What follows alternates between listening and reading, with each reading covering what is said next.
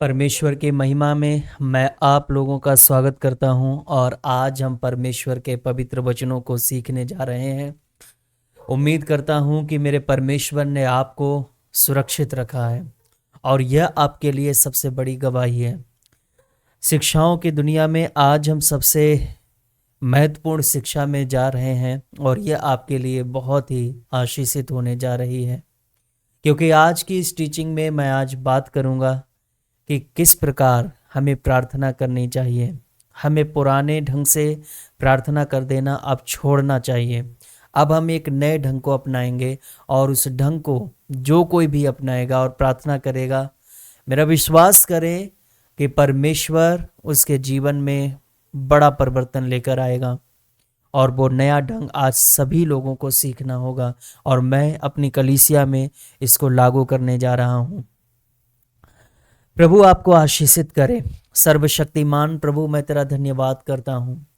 तू अद्भुत है प्रभु, तेरा नाम पावन है और तेरा जैसा और कोई परमेश्वर नहीं और कोई ईश्वर नहीं। इस पृथ्वी पर कोई और नहीं, केवल तू ही है। बाकी सब मूर्त हैं, बाकी सब निर्जीव हैं, किसी में जीवन नहीं। केवल तू वो जीवन है, केवल तू वो जीवन है जो सभी विश्वासियों को, सभी मसीहों को जीवित करता है, उनको पुनर्जीवित करता है। उनकी आत्मा जो मरी हुई थी, यीशु मसीह के कारण तू उनको पुनर्जीवित करता है और अब वो जीवित हैं। उन्होंने जीवन को पाया है।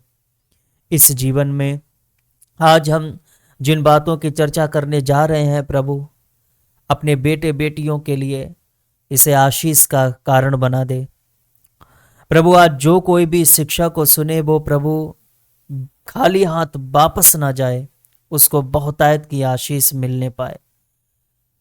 प्रभु यीशु के सामर्थ्य नाम में परमेश्वर के महिमा के लिए मैं इस प्रार्थना को कर रहा हूँ। आमीन और आमीन। हालेलुया। एक्चुअली मैं आप लोगों से क्वेश्चन पूछना चाहता हूँ और वो क्वेश्चन यह है कि आप कितनी देर प्रार्थना करते हैं। कितने लोग आप में से हैं जो 30 मिनट कम से कम प्रार्थना करते हैं, और कितने लोग ऐसे हैं जो रोजाना 15 मिनट प्रार्थना करते हैं, और कितने ऐसे लोग हैं जो रोजाना 5 मिनट प्रार्थना करते हैं। मैंने 3 प्रश्न आपसे किए हैं और इनमें से आप कौन से वाले पर हाथ उठाना चाहोगे? ईमानदारी पूर्वक अपने हाथों को उठाओ कि कितने लोग 30 मिनट प्रार्थना करते हैं। और वास्तव में यह प्रश्न अपने आप से पूछना होगा, मुझे अपने आप से पूछना होगा, आपको अपने आप से पूछना होगा। जितने यहाँ पर मेरी बहनें बैठी हुई हैं, जितने मेरे भाई बैठे हुए हैं, आप लोगों से इस प्रश्न को मैं पूछ रहा हूं कि आप अपने आप में इस प्रश्न को पूछें कि मैं कितनी देर प्रार्थना करता हूं, या मैं कितनी देर प्रार्थना करती हूं प्रतिदिन, बिना किसी रुकावट के, बिना किसी प्रार्थना के टूटे क्रम में, बल्कि लगातार प्रतिदिन। है कोई? हालेलुया। क्योंकि हमारे मसीही जीवन में सबसे मुख्य आवश्यकता यही है कि हमें प्रतिदिन प्रभु की उपस्थिति में बैठना होगा और एक निश्चित समय को आपको बनाना होगा और एक निश्चित समय पर आपको प्रार्थना के लिए बैठना होगा, परमेश्वर की उपस्थिति में पढ़ने और प्रार्थना करने के लिए। एक निश्चित समय, और यह निश्चित समय मैं फिक्स टाइम के लिए अभी मैं नहीं कह रहा हूं, लेकिन मैं निश्चित समय का उपयोग प्रार्थना की ड्यूरेशन के लिए कर रहा हूं कि आप 15 मिनट करते हैं या 30 मिनट करते हैं। यह निश्चित समय जो आप प्रतिदिन करते हैं, इसमें आपको पढ़ने और प्रार्थना करने की जरूरत है। आपको एक बनाना होगा कि मैं इतनी देर प्रार्थना कर सकता हूं, कि मैं 1 घंटा या 30 मिनट प्रार्थना कर सकता हूं, लेकिन इसमें पढ़ने और प्रार्थना करना होगा। पढ़ने का मेरा तात्पर्य है कि आपको बाइबल रीडिंग करना होगा, और बाइबल रीडिंग से भी मेरा तात्पर्य यह नहीं है कि आपको लगातार बाइबल को पढ़ते जाना है, कंटिन्यू पढ़ते जाना है, बल्कि बाइबल रीडिंग से मेरा तात्पर्य दूसरा है जो मैं आपको आगे सिखाऊंगा। और हमें यह करना क्यों होगा? हमें आत्मिक पोषण की जरूरत है। जिस प्रकार हमें हमारे शरीर को आत्मिक पोषण की जरूरत होती है, शारीरिक पोषण की जरूरत होती है, उसी प्रकार हमारी आत्मा को आत्मिक पोषण की जरूरत है। और आप में से कितने लोग रोजाना आत्मिक पोषण लेते हैं? यदि कोई नाश्ता ना करे, भोजन ना करे, और वह जब मन किया थोड़ा सा उसने खाया, 1 मिनट खाया, चम्मच से थोड़ा सा खाया, क्या उसका शरीर पुष्ट रह सकता है? मुझे नहीं लगता कि वो पुष्ट रह सकता है। उसको इत्मीनान से बैठना होगा और अच्छे से भोजन को ग्रहण करना होगा और चबा चबा के करना होगा, ताकि वह उसके शरीर को पोषण दे। इसी प्रकार ये जो मैं 30 मिनट प्रार्थना के बारे में बताने जा रहा हूं, यह आपको आत्मिक पोषण देगा। आपको और मुझे आत्मिक पोषण की जरूरत है। सभी मसीही जानते हैं कि बाइबल कैसे अध्ययन करें, बाइबल को कैसा पढ़ा जाए, कैसे इस पर ध्यान लगाएं, इसको याद कैसे करें। लेकिन बहुत कम ये जानते होंगे कि प्रभु में हमें आनंदित होने के लिए परमेश्वर के वचन के पास में आना होगा। लेकिन परमेश्वर के वचन के पास कैसे आएं, कैसे आत्मिक पोषण पाएं, ये बहुत ही कम लोग जानते होंगे, क्योंकि ये सिखाया ही नहीं गया। आत्मिक पोषण जैसा शब्द कुछ बताया ही नहीं गया, और ना इस पर कभी ज्यादा ध्यान दिया होगा किसी ने। बहुत ही कम ऐसे होंगे जिनको परमेश्वर ने अगुवाई दी होगी और वो आत्मिक पोषण शब्द को जानते हैं। हालेलुया। अब मैं आपको वो बातें बताने जा रहा हूं जो आपके लिए वास्तव में बहुत ही लाभदायक हैं। छोटी छोटी पर मोटी बातें। जिनके अंदर जीवित परमेश्वर है, उनकी कुछ आवश्यकताएं होती हैं। वो आवश्यकता है कि हर दिन प्रभु में हमें आनंदित होना है, उसे खाने हैं, उसको खाना है और परमेश्वर के वचन के पास आने का। हर दिन प्रभु में आनंदित होना, उसको खाना और परमेश्वर के पास, परमेश्वर के वचन के पास आने का एक अलग समय निकालना होगा। आप अपने 24 घंटे के समय में आपको परमेश्वर के लिए अलग समय निकालना होगा, और वो समय आप लगभग कितना निकाल सकते हैं यह आप पर डिपेंड करता है।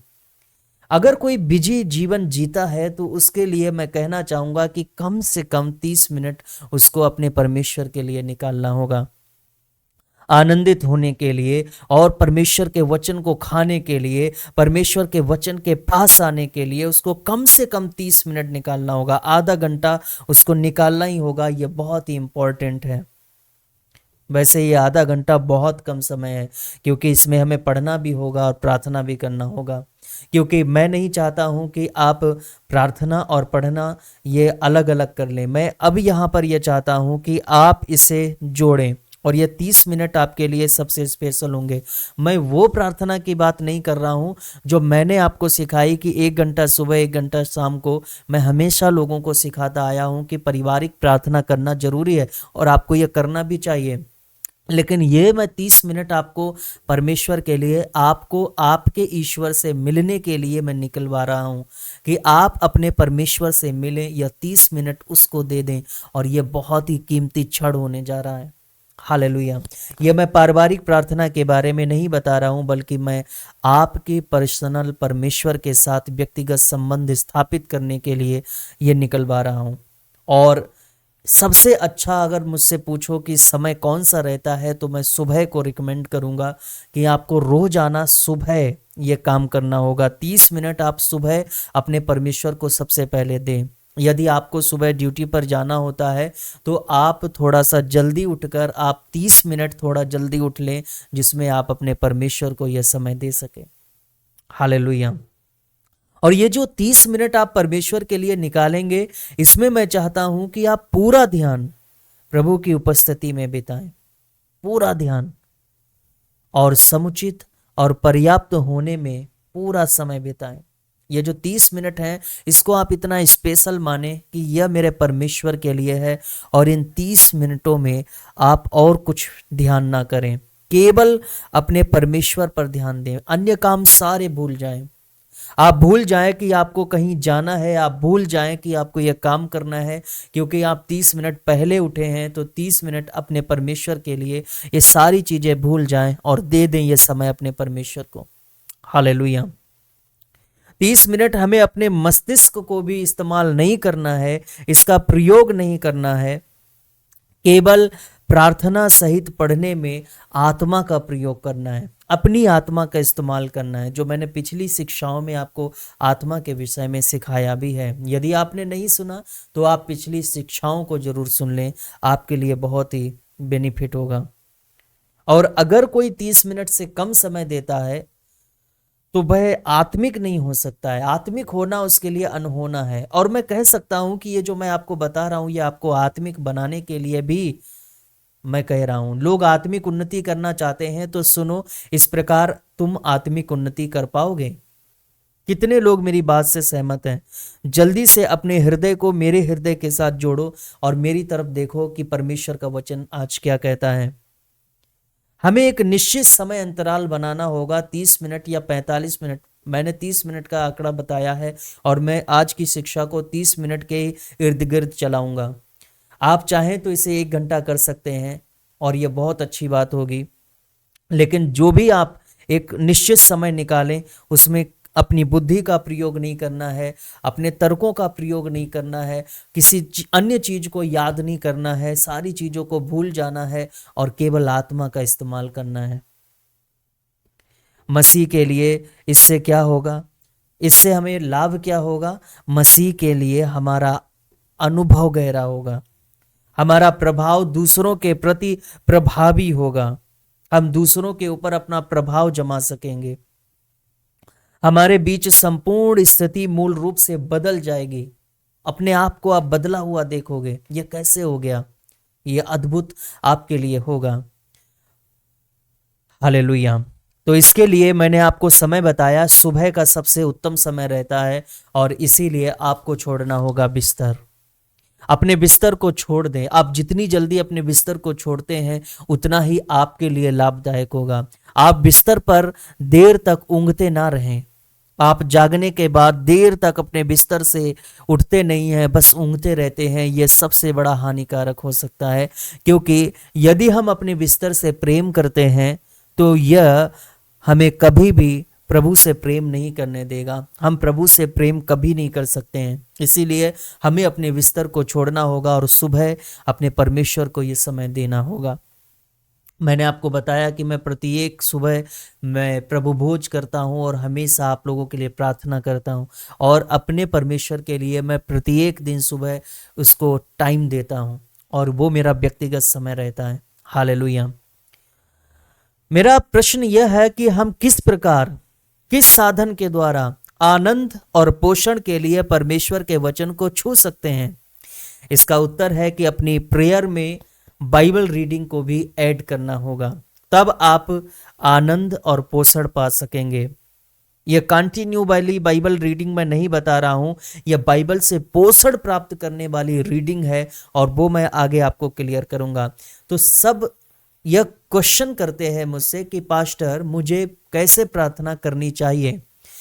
इसका उत्तर मैं पहले भी लोगों को दे चुका हूं, लेकिन जब मैंने इसको थोड़ा सा और गौर किया तो मैंने इसको थोड़ा ढंग चेंज करने के लिए परमेश्वर से प्रार्थना की और परमेश्वर ने एक अद्भुत दृश्य दिखाया है कि इस छड़ से, इस ढंग से हम प्रार्थना करेंगे।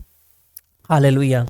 तो हमें प्रार्थना कैसे करनी होगी, हम कैसे प्रार्थना को शुरू करें, इसके मैं 3 स्टेप आपको बताऊंगा और ये 3 स्टेप आपके जीवन को बदलने के लिए काफी हैं।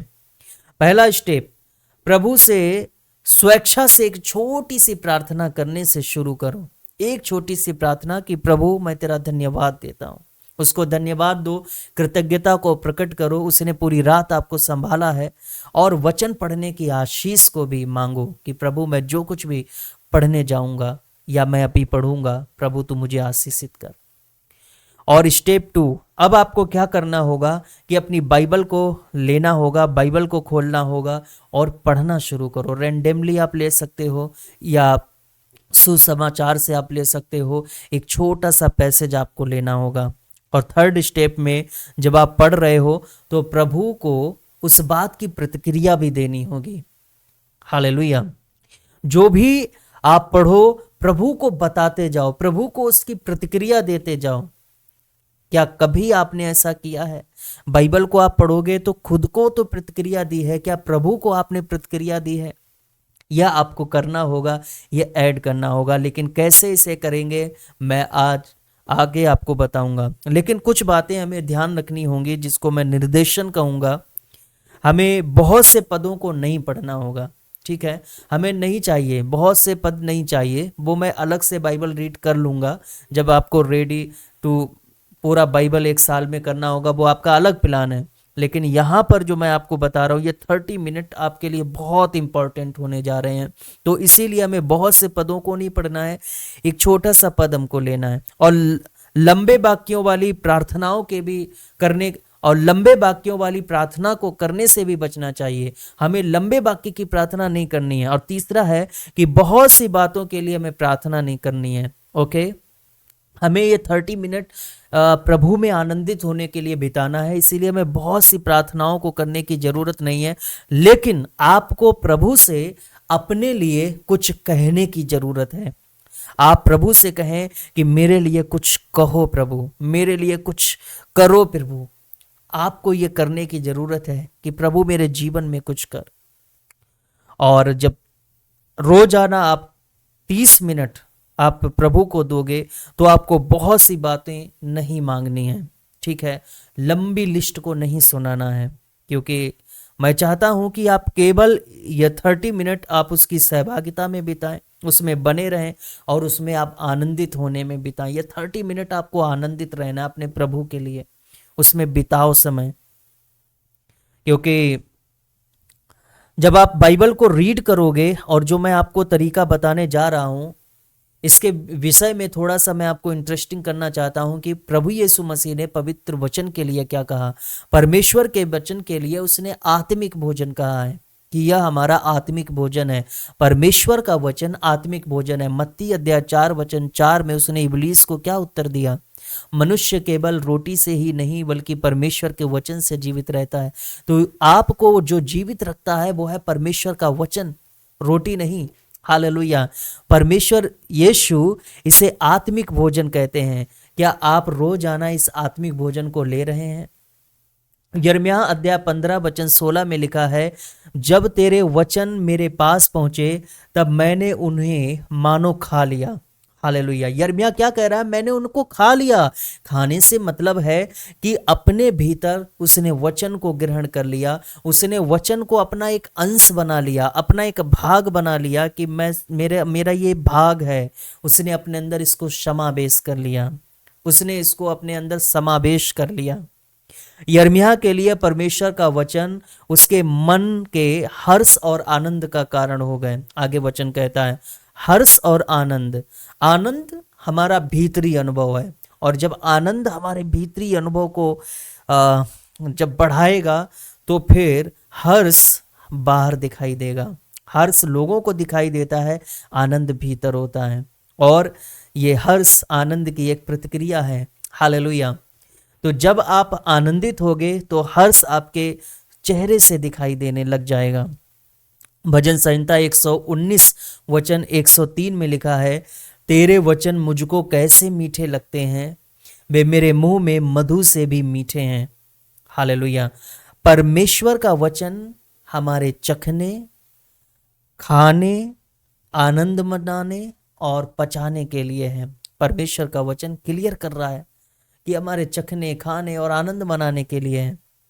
पहला पत्रस अध्याय 2 वचन 2 से 3 को भी मैं पढ़ना चाहूंगा। इसमें लिखा है, नए जन्मे हुए बच्चों के समान निर्मल आत्मिक दूध की लालसा करो ताकि उसके द्वारा उद्धार पाने के लिए बढ़ते जाओ, क्योंकि तुमने प्रभु की कृपा का स्वाद चख लिया है। आत्मिक दूध और चखना, क्या आपने इन पर ध्यान दिया? मैंने क्या कहा? आत्मिक दूध और चखना, ये चखने के लिए कह रहा है। हालेलुया। ये चखने के लिए कह रहा है कि इसको चखना होगा। ये आत्मिक दूध है, इसको पीना होगा, इसको खाना होगा। वाह। जैसे एक शरीर को, ह्यूमन बॉडी को न्यूट्रिशन की जरूरत है, यह हमारे लिए न्यूट्रिशन है। हमारी आत्मिक उन्नति के लिए, आत्मा के लिए न्यूट्रिशन है। हमारी आत्मा को मजबूत बनाने के लिए, आत्मिक जीवन को मजबूत बनाने के लिए न्यूट्रिशन है। क्या आपने इस पर कभी ध्यान दिया? और इसकी याद दिलाते रहना हमारा फर्ज है। इसीलिए मैं आपको याद दिला रहा हूँ, क्योंकि अगर मैं आपको ये याद नहीं दिलाऊंगा तो मेरी सेवा से कोई मतलब नहीं रहेगा। और यह कहता भी है, पहला तीमुथियुस अध्याय 4 वचन 6 में लिखा, यदि तू भाइयों को इन बातों की सुधि दिलाता रहेगा तो मसीह यीशु का सच्चा सेवक ठहरेगा। ओके, और विश्वास और अच्छे उपदेश की बातों से जो तू मानता आया है तेरा पालन पोषण होता रहेगा। हालेलुया। हमें सदा यह सिखाया गया है और हम ये जानते हैं कि हमें वचन के द्वारा कहना चाहिए, वचन में बोलते रहना चाहिए, वचन में, वचन द्वारा, वचन के साथ, यही हमें को सिखाया गया है। मैंने कहा ये सिखाया गया है। लेकिन कितने लोग, कितने मसीहियों ने पोषण शब्द पर ध्यान दिया है कि वचन में पोषण है। इस शब्द पर किसने ध्यान दिया, किसने पढ़ा? सीखना हमने सीखा है, सीखना सुना है, सीखना बताया गया है, लेकिन पोषण किसने हमें ये टीच किया? कब हमने इस पर ध्यान दिया? वचन में पोषण पाना बहुत जरूरी है। क्या कभी आपने इस पर ध्यान दिया कि हमें वचन में पोषण पाना है? हम वचन को पढ़ते हैं, वचन याद करते हैं, वचन हमें याद करना पड़ता है कि मुझे याद क्यों नहीं होते, लेकिन क्या आपने इसका पोषण लिया है? हमारी धारणा यही रही है कि बाइबल एक प्रकार की शिक्षा है और एक पुस्तक जिसमें सिद्धांत भरे पड़े हैं, लेकिन यह सही बात नहीं है।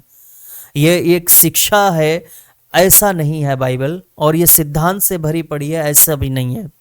हमें अपने मन को मात्र रहस्यमयी समझ के साथ परमेश्वर के वचन को समझाने में इस्तेमाल नहीं करना चाहिए। हमें अपने अद्भुत मन को मात्र अपनी रहस्यमयी समझ के साथ परमेश्वर के वचन को समझने में प्रयोग नहीं करना चाहिए। सारी चीजों को भूल जाओ और हमें याद रखना चाहिए कि हम अंधे मनुष्य, हमें अंधा बन जाना है, अंधा मनुष्य बन जाना है, और यहां तक कि आपको मूर्ख भी बन जाओ, कोई प्रॉब्लम नहीं। मात्र वचन के पास आकर अपनी आत्मा में प्रार्थना पढ़ने में इसका इस्तेमाल करो। आत्मा में आकर प्रार्थना पढ़ो। मैंने कहा प्रार्थना पढ़ो। ये एक नया ढंग है जो आज मैं आपको सिखाने जा रहा हूं, प्रार्थना पढ़ना। आपने प्रार्थना करना तो सीखा होगा, लेकिन मैं आज आपको प्रार्थना पढ़ना बताना चाहता हूं। प्रार्थना पढ़ने का सही ढंग क्या है मैं आपको बताता हूं। देखो, सबसे पहले आपको अपनी बाइबल को ओपन करना है। बाइबल में कोई भी एक पद ले लो, और आपको प्रार्थना पढ़ने के लिए आंखों को बंद करने की जरूरत नहीं है। और बाइबल में कहीं पर भी नहीं लिखा है कि किसी ने आंखें बंद करके प्रार्थना करने के लिए कहा। कोई पद आप मुझे बताओ। यहां तक कि यीशु मसीह ने यूहन्ना 17:1 में आप पढ़ोगे, यीशु मसीह ने आंखें ऊपर उठाकर परमेश्वर का धन्यवाद किया और कहा, हे पिता। हालेलुया। वो आंखें उठाकर प्रार्थना कर रहे हैं, आंखें बंद करके कहीं पर भी बाइबल में नहीं लिखा है कि आपको आंखें बंद करके प्रार्थना करना चाहिए। तो आप अपने बाइबल को ओपन करोगे, आंखों को खुला रखोगे और उस छपे हुए दृश्य पर, जैसे कि मैंने बाइबल को ओपन किया और छपे हुए दृश्य पर देखो जो पद आपके सामने है या आपने जो निकाला है, कोई पद जो आपके सामने है, मेरे सामने है, आदि में वचन, आदि में। तो ये शब्द यहां पर लिखा है आदि में। अब मैं इस पर कैसे करके करूंगा? अपनी दृष्टि इस वचन पर लगाऊंगा जहां पर लिखा है आदि में, और इस पर मैं अपनी दृष्टि लगाए रखूंगा, आंखें बंद नहीं करूंगा, और भीतर की गहराई से अब मैं कहूंगा आदि में। सुनो, हे प्रभु, आदि में प्रभु, मैं तेरी स्तुति करता हूं। आदि में वचन था।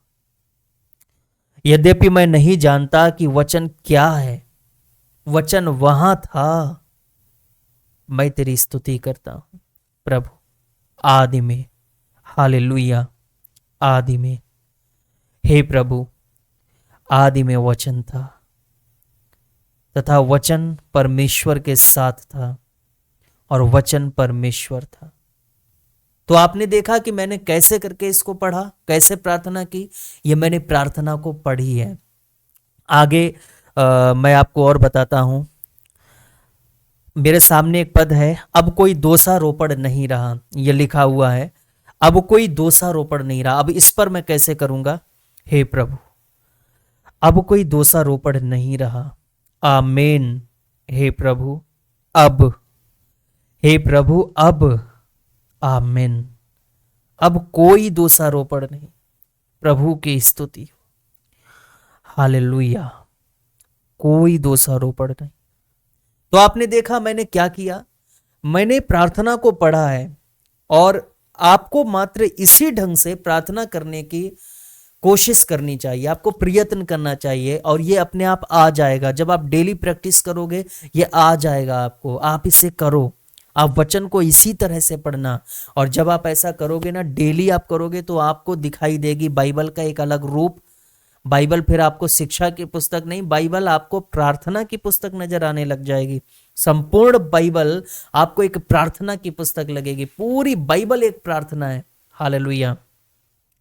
यहाँ पर 30 मिनट का आपका आत्मिक नाश्ता है जो आपको करना है, और ये आपको ज्ञान, प्रकाश, सिंचाई, पोषण, ताजगी, सामर्थ्य और संतुष्टि देगा। आप खुद में संतुष्ट होगे। यह पूरे दिन के लिए कार्य करेगा, यह नाश्ता आपका। हालेलुया। यह अद्भुत है, क्योंकि दूसरा तिमुथियुस अध्याय 3:16 में पवित्र शास्त्र के बारे में लिखा गया है कि यह परमेश्वर का वचन है। लेकिन यूनानी में अगर हम इसे पढ़ेंगे तो यूनानी में ऐसा लिखा है, संपूर्ण पवित्र शास्त्र परमेश्वर का श्वास है। जो आप बाइबल को पढ़ोगे, जिस पद को आप पढ़ोगे, जिस प्रार्थना को आप पढ़ोगे, उसमें श्वास है, उसमें जीवन है। यह जीवन की पुस्तक है, ना कि सिर्फ ज्ञान की। यह पुस्तक पवित्र आत्मा का दिव्य देह रूप है और वह जीवन है। मेरे प्रियो, अगर आपने यह प्रार्थना इस तरह से 5 सुबह कर ली, 5 सुबह करने पर ही आप खुद को बदला हुआ महसूस करोगे, आप बदल जाओगे। अब जब आप ऐसा करोगे तो आप जीवित आत्मा को टच कर पाओगे, उसको छू पाओगे। वाह! आज कलीसिया में अधिक ज्ञान, अधिक टीचिंग, अधिक चीजों की आवश्यकता नहीं है। हमें पोषण की जरूरत है, कलीसिया में पोषण की जरूरत है। और मैं आपको कुपोषण नहीं देखना चाहता हूं, मैं आपको हष्ट पुष्ट देखना चाहता हूं आत्मा में। तो कितने मेरे साथ हैं आज? मैं आपको हष्ट पुष्ट देखना चाहता हूं, कमजोर नहीं। कलीसिया को अधिक ज्ञान या शिक्षा की जरूरत नहीं है, इसको चाहिए पोषण।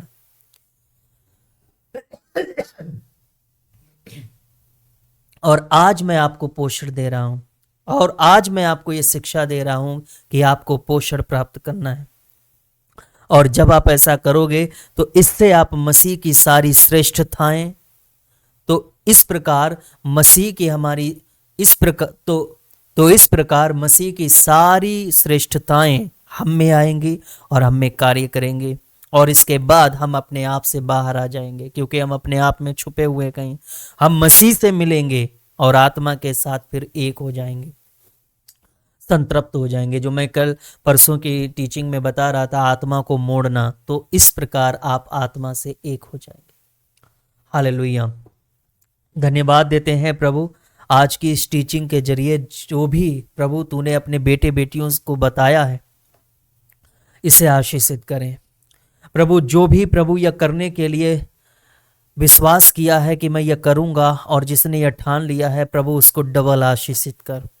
और जिसने इस शिक्षा को शेयर करने के लिए प्रभु विचार किया है, उसको और आशीषित कर। मेरे खुदाबंद इसको चेंज कर दे, लोगों के जीवन को चेंज कर दे, उनके प्रार्थना वाले जीवन को भी बदल दे पिता, एक नई पावर को दे दे पिता। जो भी इसको ट्राई करेंगे, जो भी इसको करेंगे प्रभु, उनको एक नई शक्ति के साथ भर दे। हालेलुया प्रभु। जो भी ये ट्रायल करने वाले हैं पिता, उनको प्रभु इसका एक्सपीरियंस दे कि तो वास्तव में एक जीवित श्वास है, यह परमेश्वर का वचन जीवित श्वास है। वो प्रार्थना अच्छी तरह से पढ़ पाए और उसका उत्तर भी तू प्रभु देगा। या 30 मिनट जो भी वो बिताएगा मेरे खुदाबंद, या जो भी वो समय निर्धारित करेगा 30 मिनट से ऊपर, प्रभु उसको आशीषित कर। हाँ मेरे खुदाबंद परमेश्वर, अब मैं उनकी जरूरतों के लिए भी प्रार्थना करना चाहूंगा। जो ये ऐसा करेंगे मेरे पिता, तो उनकी जरूरतों को जानता है, समझता है, उनकी हर एक जरूरतों को तू पूरा कर, क्योंकि तू उसका बाप है, हमारा बाप है। और हमारी हर जरूरतों को तू जानता है कि बच्चे को कब जरूरत क्या है, तू जानता है प्रभु हमें भोजन देने कब देना है, कब उसको पहनाना है, कब उसको प्रभु ले जाना है, हर एक चीज़ तू जानता है प्रभु, और तू हमारे साथ करता भी है। और यही चीज़ अपने बेटे बेटियों को तू सिखा दे, बता दे कि तेरी परवाह करने वाला मैं हूँ। मेरे खुदाबंद, मैं तेरा धन्यवाद करता हूँ आज की टीचिंग के लिए। धन्यवाद प्रभु यीशु, धन्यवाद प्रभु यीशु, परमेश्वर की महिमा के लिए, यीशु मसीह के नाम में आमीन और आमीन। हालेलुया। अब ये समय है परमेश्वर के राज्य के लिए बोने का, और यह परमेश्वर की अद्भुत शिक्षा है, और जिसे मैं चाहता हूँ कि आप इसे शेयर करें और परमेश्वर के राज्य के लिए बोएं। स्क्रीन पर जो जानकारी आ रही है आप बोएं, परमेश्वर आपको अगुवाई दे रहा है और आप बोएं, और जो बोता है उनके लिए प्रार्थना लगातार होती रहती है।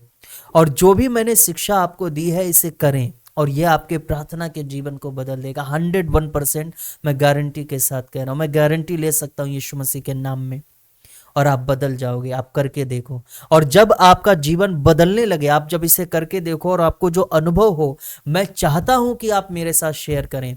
9927340655 जो आपको गूगल पे नंबर आ रहा है, इस पर आप अपनी ऑफरिंग भी दे सकते हैं, और ये व्हाट्सअप नंबर भी है, इस पे आप ये एक्सपीरियंस भी शेयर कर सकते हैं कि मुझे ऐसा करने पर यह महसूस हुआ और मुझसे परमेश्वर ने बात की और मुझे आनंद हुआ, या जो भी आपको महसूस हुआ आनंद या उत्साह, वो सब आप मेरे साथ शेयर करें, ताकि मैं इन्हें गवाहियों की एक लिस्ट बना लूं, मैं इन्हें बना लूं लिस्ट, और परमेश्वर को धन्यवाद दूं जाकर। उन पर्चियों को आप परमेश्वर के उन पर्चियों को मैं परमेश्वर के सामने रख दूंगा कि प्रभु तेरा धन्यवाद कि मेरी शिक्षा काम आई।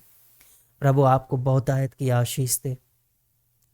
और जो लोग रोजाना वचन प्राप्त करना चाहते हैं कि आज मुझे वचन कौन सा पढ़ना चाहिए, आज का रीडिंग क्या है, तो डिस्क्रिप्शन में व्हाट्सअप चैनल का लिंक दिया गया है, लिखा होगा व्हाट्सअप चैनल लिंक, तो वहाँ पर जाकर आप चैनल को फॉलो कर लें, व्हाट्सअप चैनल को फॉलो कर लें, आपको रोजाना वचन प्राप्त होते रहेंगे। सभी कर लें, मैं सभी के लिए बोल रहा हूँ। प्रभु आप सबको आशीष दे। शालोम।